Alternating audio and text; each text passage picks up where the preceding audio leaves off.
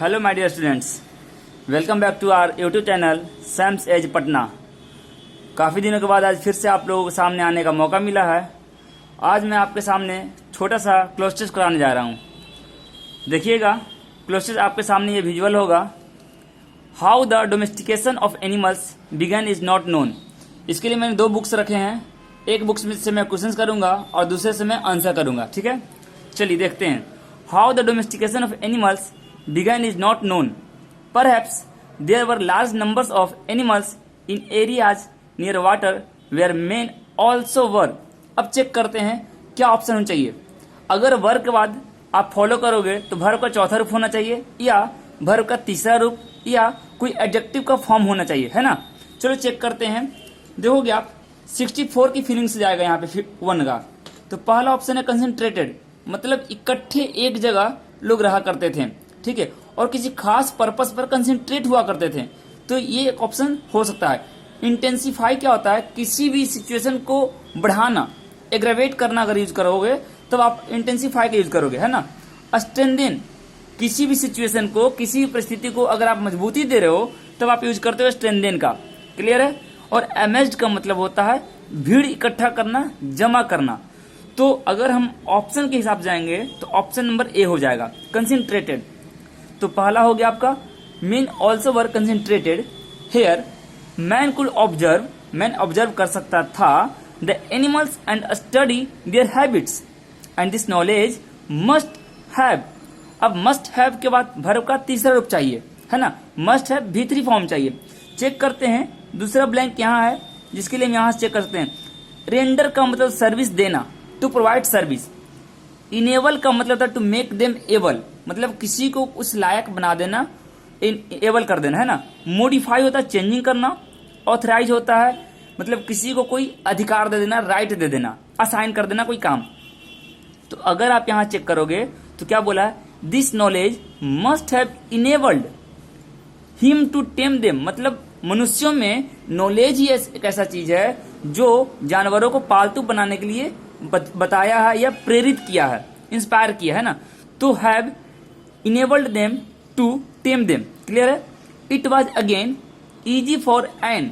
अब देखो आप, एन आया है तो कोई भी एक ऐसा नाउन चाहिए, ठीक है, सॉरी एडजेक्टिव चाहिए, क्योंकि आगे पीपल नाउन आया है। कोई भी एक ऐसा एडजेक्टिव चाहिए जो एन का यूज लेता हो। तो चेक करते हैं, तीसरा ब्लैंक यहाँ पर है। तो रूलर तो आप कभी नहीं करोगे, फार्मिंग कभी नहीं करोगे, बिजनेस कभी नहीं करोगे। इकलौता ऑप्शन एग्रीकल्चर है जो एन का यूज लेकर आएगा। Is it clear guys? तो यहां से आप चलोगे एग्रीकल्चर के साथ। क्लियर है। People to domesticate animals and feed them on the husks of the grain that were left after threshing. In any event sheep and goats, pigs and cattle and later horses and asses were tamed and kept in pens. Man thus, अब देखोगे आप, man दस vote, आदमी कहां से अपने food को ला रहा था? From the soil. देखो मतलब कोई चीज कहीं से वो ऑब्टेन कर रहा है, कहीं से वो प्राप्त कर रहा है ना, फ्रॉम द सॉइल बोला गया है। And also from animals, soil से भी ले रहा है।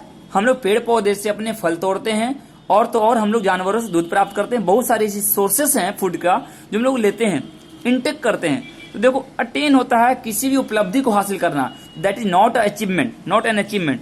तो आपका अटेंड नहीं होना है। गेन होता है फिजिकली किसी भी चीज को गेन कर लेना, अपने अंदर ले लेना, ठीक है।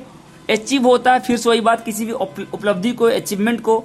तो ऑप्शन इलिमिनेट आप कर सकते थे easily.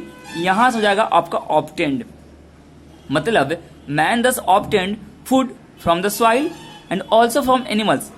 In the pens, the animals could be observed even more closely.